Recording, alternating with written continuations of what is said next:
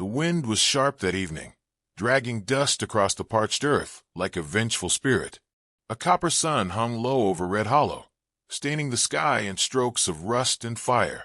Out past the edge of town, where the cactus grew twisted and the soil cracked like an old man's hands, Clara May Benson lifted a bucket from the well and wiped her brow with the sleeve gone thin from use. The pump had started to wheeze again. Another thing breaking, another thing waiting. Clara muttered under her breath and turned toward the barn, pausing just long enough to hear it. The faint rustle of movement where none should be. Not the skitter of a rat, not the wind. Something softer. Human. She set the bucket down without a splash and moved quietly, her worn boots silent on the hard-packed dirt. Near the barn's rear wall, tucked beneath the slanted shadow of a broken cart, a girl crouched low, her face half hidden under a mop of tangled black hair. She held a mold-speckled heel of bread in both hands, gnawing it like an animal starved. Clara stared for a moment. The girl couldn't have been more than 17, though filth and exhaustion had aged her. Her dress was no better than a tattered rag, and one foot was bare. Her skin, where it wasn't bruised or scratched, was pale beneath the grime. "You got a name?" Clara asked, her voice flat. The girl startled. Her eyes, wide and too bright, flicked up with a mix of defiance and fear. She didn't speak. "That's my bread," Clara said, though not sharply. She stepped forward, hands open at her sides. The girl didn't move. Clara took off her jacket, threadbare flannel, missing a button, and knelt beside her. The girl's shoulders tensed, as though expecting a blow, but Clara only laid the jacket over them. "It's too cold to be out here eating crusts like a dog. Come inside." For a long moment, the girl said nothing. She clutched the jacket close, eyes scanning Clara's face, searching for some angle, some threat. But all she found was tired honesty. Clara turned and walked toward the house, not waiting to see if she followed. By the time Clara lit the stove and put the kettle on, the girl was standing inside the doorway like a ghost, jacket still pulled tight around her shoulders. The screen door creaked in the silence as it closed behind her. "Sit," Clara said, pointing to the chair near the table. "Name?" The girl hesitated, then spoke in a dry whisper. "Raina. Just Raina." She nodded. Clara poured water into a chip basin and placed it on the table along with a cloth and a sliver of soap. Raina dipped her hands and like she expected the water to vanish. She scrubbed in silence, her knuckles raw and red. Supper was simple, a stew made from dried beans and the last of the salted pork. Clara spooned out a portion, slid it toward Raina, and sat opposite her. They ate without speaking. Clara didn't ask questions. Raina didn't offer answers. Later, when the lamps were turned down and shadows stretched long across the room, Clara brought out a folded quilt and laid it on the floor near the stove. "I only got the one bed," she said. "You'll be warmer here." Raina looked at her, startled. "You're not turning me in?" Clara's gaze didn't waver. "I didn't say you could stay. But I'm not throwing you back into the desert either. Not tonight." Raina said nothing. She lay down slowly, as if unsure it was allowed, and pulled the quilt over herself. Within minutes, she was asleep, her breathing shallow but steady. Clara watched for a while before retreating to her bedroom, where she sat at the edge of the bed, staring at a faded photograph of a man with smiling eyes and a crooked tooth. The next morning, word had already spread. Sam Coulter showed up before noon, riding a mud-splattered bay and stinking of tobacco. He didn't dismount, just leaned in the saddle and spit a brown stream into the dust. "Clara," he called, "you got a visitor last night." She stood in the doorway, arms folded. "That's so. Kid was seen near the freight line last week. Sheriff says some girl's been running with the Crow gang." Clara's eyes narrowed, just a hair. "Sheriff's dead, Sam." "Well, counsel then. You know what I mean." "Reckon I don't," she said. "You come to drink my water, or you got business?" He scowled, shifting in his saddle. "Just saying, if she's mixed up in Crow's mess, you might be painting a target on that old barn of yours." Clara smiled, but it didn't reach her eyes. "Let the bastards come." Sam didn't argue. He turned and rode off, dust rising behind him like smoke from a slow fire. That night, Raina barely ate. She sat by the window, eyes scanning the horizon. Clara chopped kindling, her back aching with each swing. She didn't press the girl, not yet, but she'd seen the marks, scars on Reina's wrists, a jagged line down her shoulder, half-healed and angry. "You ain't the first one they've hurt," Clara said, her voice low and steady. Reina didn't look at her. "I ran. That's all. Ran from them." Reina hesitated, then nodded. "And now they're coming to—" She nodded again. Clara studied the girl a moment longer, then tossed the last log into the wood box and stood. "Well," she said, brushing her hands on her apron, "reckon we'll be ready." The wind picked up outside, rattling the windows with a dry whisper. In the silence that followed, a bird called once from the canyon's edge, a lonely sound echoing through dusk. Inside the house, the fire crackled low. Two women sat in silence, one with ghosts behind her, the other with devils on her trail. And somewhere out in the dark, hoofbeats stirred the dust. When Clara Mae Benson was 16, she learned how to shoot a man in the dark without making a sound. Her father taught her, not out of cruelty, but necessity. The frontier didn't raise gentle hands, and the borderlands raised none at all. She rode with ghosts before she ever taught a child to read, and by the time she laid down her revolver for chalk and a wedding band, her name had stopped echoing in saloons and started fading from wanted posters. But names, even buried, don't die easy. They sleep, like snakes in summer, waiting. Now, Reina's footsteps tracked dirt through Clara's kitchen floor, and those memories stirred like old bones in shallow graves. By the end of the second day, Reina was less shadow than shape.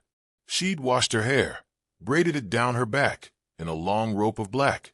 The bruises were still there, but Clara saw something else now, poise, even if it was tangled up with fear. Reina took to chores without complaint. She mended a split chicken wire fence without being asked. She fed the mule and didn't flinch when it snapped its teeth near her hand. Clara noticed the way she moved, light and efficient, like someone used to being hunted. They spoke little. It wasn't silence of hostility, but of understanding. Both women knew the past would come in its own time. 3 days after Reina arrived, a rider came through Red Hollow with news from Rockspur. The Crow gang had hit another freight wagon. 5 men dead, 1 woman missing. No one dared ride after them. The local council, what little remained of it, offered condolences and platitudes. They had no sheriff, no militia, and no appetite for martyrdom. By week's end, fear gripped the town like frost grips dying leaves. At dusk, Clara found Reina in the shed, cleaning one of the old hunting knives with vinegar and coarse salt. "You planning on stabbing them one at a time?" Clara asked, leaning against the frame. Reina didn't smile. "Planning on not dying slow." Clara studied her, then stepped inside and opened a loose board behind the tool rack. From the dark, she pulled a cloth-wrapped bundle. Inside were 2 Colt revolvers, a belt of cartridges, and a rusted deputy star she hadn't worn since before the war. "You ever use one?" Clara asked. Reina hesitated, then took one, checked the chamber, and flicked the barrel back with a practiced snap. Clara nodded once. "Thought so." They sat for a while in the half-light, each lost in her own ghosts. Finally, Clara said, "You want to tell me why they're chasing you?" Reina stared at the knife in her lap, then said, "I was supposed to marry Jeb Crow's cousin. Old man gave me away in trade, half a steer and 3 barrels of corn mash." Clara's jaw tightened. "I ran the night before. Hid in the canyons. They caught me once. I escaped again." Her voice was flat, but her fingers clenched the knife. "Jeb doesn't like being disobeyed." Clara didn't offer sympathy. She offered something fiercer. "You came to the right place." That night, Clara unlatched the cellar beneath her floorboards and descended into the dark. The smell of oil and time met her like an old friend. She lit a lantern and uncovered crates from beneath burlap sacks. Ammunition, wire spools, a coil of rope. She hadn't looked at them in 15 years. By morning, she was sharpening tools and laying snares in the brush beyond the property line. "You really think they'll come here?" Reina asked. "I don't think," Clara said. "I know." A day passed. Then 2. Red Hollow went quiet as a churchyard. The saloon kept serving watered whiskey. The general store stayed shuttered except for an hour at noon. The preacher locked his doors and prayed from the inside. On the third night, Clara stood watch with a long rifle across her lap. The wind shifted. Coyotes howled. And from beyond the ridge, a single glint of light flickered, distant, controlled. A lantern, swinging from a rider's hand. "They found us," she whispered. Raina appeared behind her, barefoot and silent. "What do we do?" Clara exhaled slowly. "We make them regret it." The next morning, Clara drew a map on the kitchen table in charcoal and grease. She marked high ground, old mining tunnels, places where a body could vanish in the dust. "They won't come polite. Jeb never did," she said. "But they're not smart. They swagger and burn and laugh too loud. That's their weakness." Raina pointed to a ravine near the cattle trail. "If we pull them in here, we can flank from both sides. Smoke them out." Clara gave her a long look. "You done this before." Raina looked away. "I watched enough to know how it ends." They worked until sundown, rigging ropes between canyon walls, planting broken glass beneath brush, and burying small caches of ammunition in a zigzag pattern. Clara moved like a woman half her age, muscle and memory guiding each motion. Raina mirrored her, quiet, precise, and always watching the horizon. That evening, Clara poured them each a half shot of bourbon from a dusty bottle labeled Victory, 1871. They clinked tin cups without ceremony. "You still planning on running?" Clara asked. Raina shook her head. "Not anymore." The fire cracked between them. A hawk cried out in the distance. "You're not who they think you are," Clara said. "No," Raina agreed, her voice low and sure. "And neither are you." Outside, the desert breathed in the dark. And somewhere, just beyond the edge of the sky, the dust of approaching hooves began to rise. The wind that came in the morning smelled like sweat and gunpowder, though neither had yet touched Clara's land. She stood on the front porch with the rifle resting across her arms, eyes fixed on the distant ridge where the horizon bled into haze. The light was sharp, cruel in its clarity, revealing everything and forgiving nothing. They were coming. Raina crouched near the chicken coop, checking the tripwire one last time. The girl had gone silent again, the way animals do when they sense a storm coming. Her braid was tighter today, her eyes darker. Every movement was deliberate, practiced. Clara watched her with a quiet pride that surprised her. Whatever Raina had been before, bride-to-be, runaway, ghost of a half-lived life, she had shed it. This was someone else now, someone dangerous. It was nearly noon when the first scout crested the ridge.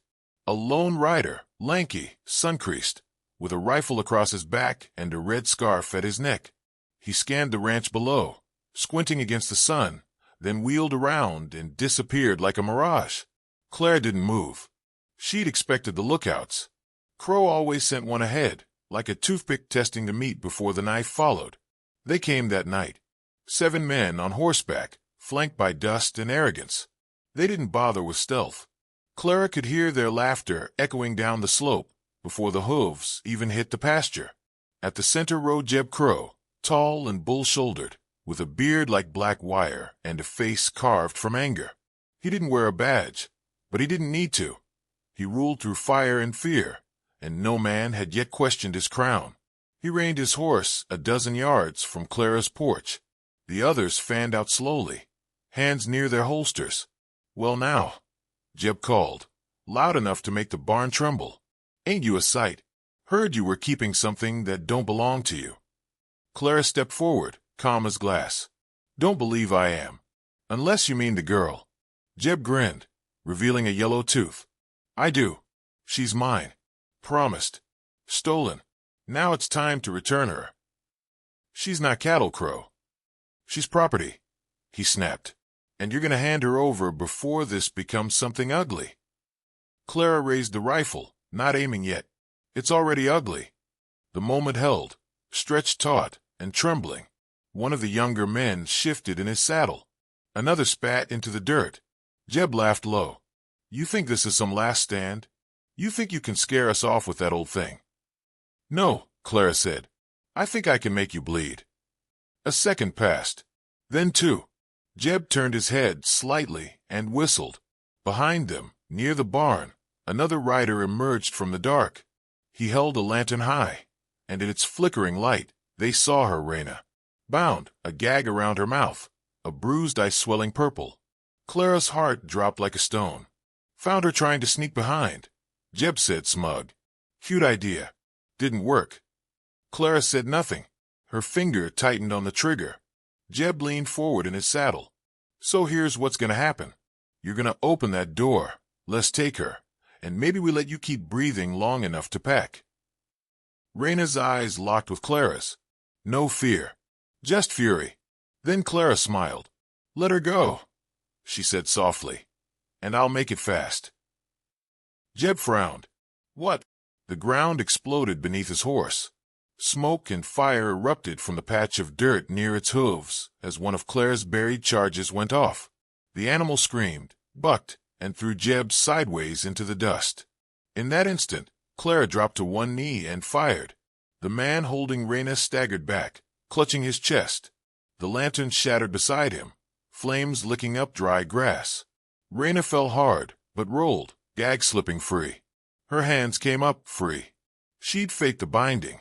She grabbed the dead man's revolver and fired into the nearest outlaw, catching him in the throat. The yard became chaos. Horses screamed. Men shouted. Gunfire cracked like thunder in the canyon. Clara moved through the storm like she'd never left it. 2 shots dropped a rider on the porch steps. Another lunged toward the barn, only to be yanked back by the wire Raina had strung. He landed on his back, stunned, and Clara put a bullet through his temple without blinking. Jeb crawled behind a trough, bleeding from a wound in his leg.